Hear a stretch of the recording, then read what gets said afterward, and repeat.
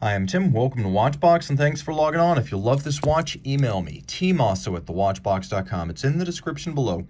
Your purchase and pricing email question line for buying this or any watch you see on any Watchbox platform. Please reach out to me directly. Email tmosso@thewatchbox.com for pricing. Today, we're discussing a lovely mid-2000s Breitling Superocean, 42 millimeters in stainless steel. This is a friendly and lovable point of entry into the world of luxury watches. The timepiece is 42 millimeters in diameter, 15.1 millimeters thick, 49.5 millimeters from lug tip to lug tip, and it has a spacing of 20 millimeters between the lugs.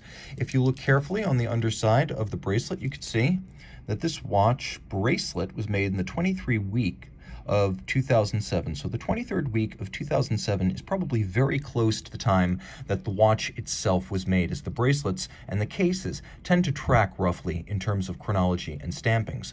Throwing the watch on my wrist, which is 16 centimeters in circumference, it wears nicely, comfortably, and I have to say, it will probably wear well on a wrist as small as 14 centimeters circumference, being less than 50 millimeters from lug tip to lug tip. It's a little bit thick and chunky. It'll fit underneath a jacket cuff, maybe not the tightest of dress sleeves.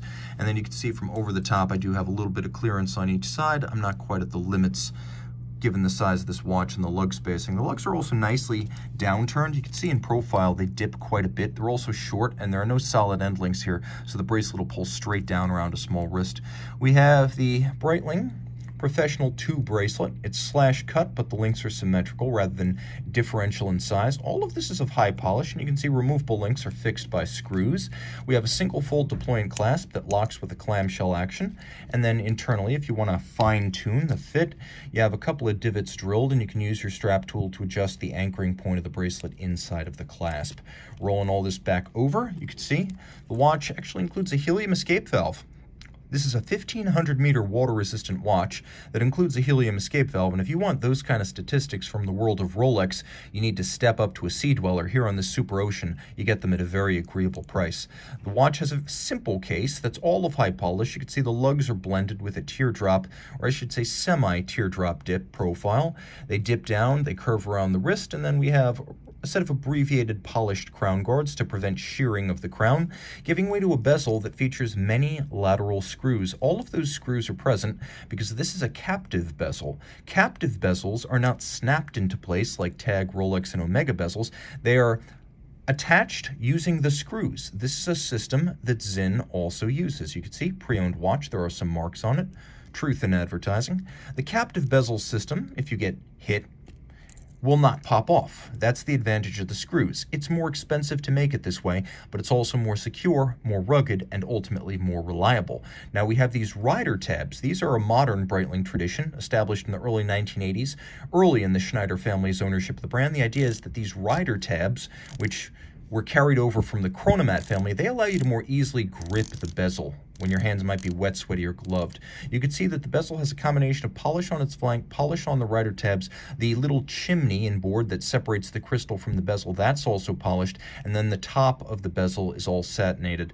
The dial is a lovely iridescent blue. It's that same kind of electric blue featured by Omega in some of the Diver 300 meters in the early 2000s. So this is not a cobalt, it's brighter than that. It's not quite Milgauss Z blue, but it's not far off. It is a sunburst with a radial grain emanating out from the center, and you can see there's a little offset printing method used by Breitling that actually creates a three-dimensional impression. It actually looks like these transferred luminescent numerals have more height above the dial than they do.